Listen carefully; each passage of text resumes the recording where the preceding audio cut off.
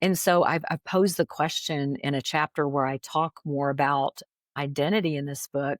Do you view yourself first and foremost as more of a mother Mm. or a minister? And I think that's a really revealing question when you think about, okay, what's my answer to that? Because a lot of us, truth be told, would say, yeah, I would say, I'm a mother first and then a minister.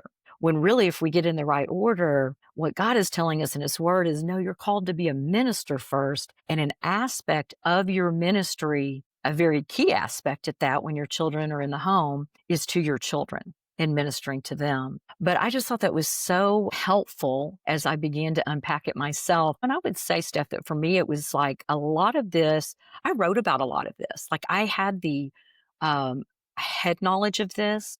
I would Mhm. encourage my fellow moms who were reading my books I've written a lot about worth and identity. And I look back and I'm like, I think I was really writing that a lot of the times to myself because I was struggling to believe that.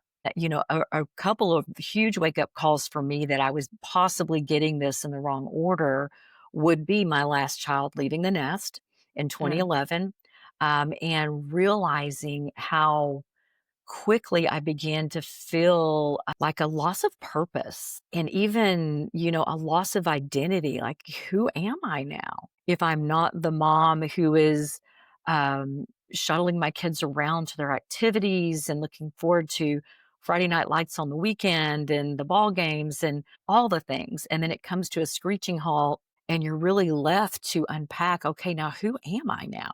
So that was a huge wake up call. And mind you, I was crazy busy during this era of my life. I was traveling and speaking, probably 2 weekends out of the year and writing books and running a ministry and yet still I felt this emptiness and this loss, this sense of a loss of purpose. And the other big wake up call was a few years later after the last child left the nest and my daughter, I have 2 sons and a daughter, daughter's in the middle, and she was married, been married about a year at the time, and they began to try to start a family. And a year or so into that, she shared with me that she had been diagnosed with unexplained infertility. And that was just a heartbreaking journey that I was on the sidelines to watch. And again, you have that battle of, I'm her mom. I have to fix this Mhm. because that's our nature, right? When we're raising our kids and they're in the home,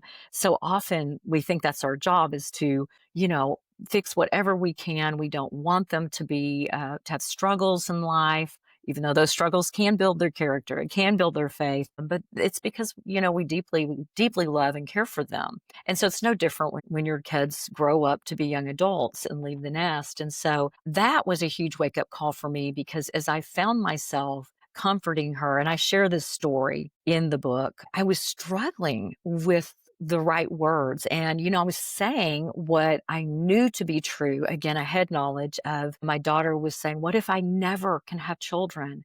And I said, you still have value and you have worth and purpose.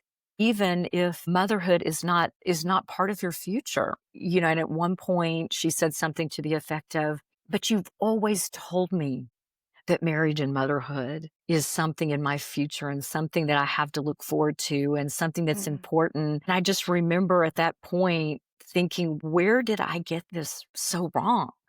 That I was struggling myself to believe, could she be fulfilled and happy? Could I be fulfilled and happy had I never had children?